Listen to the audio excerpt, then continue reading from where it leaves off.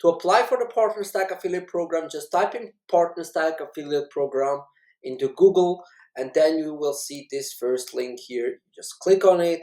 Like you can see here, become an affiliate partner of Partnerstack.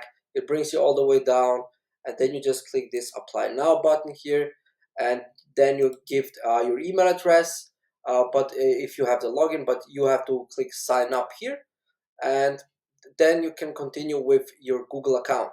And after that, you just have to fill out the application. It's a very short process, and it may be that you will be instantly accepted from PartnerStack, or that you have at least to wait 24 hours to be accepted into the PartnerStack's marketplace. And so yeah, you should be accepted actually without any problems, because I was able to register myself there. So this is basically the steps you have to do. Continue with Google, complete the application, and that's basically it. Yes, thanks for watching, and see you in the next guide.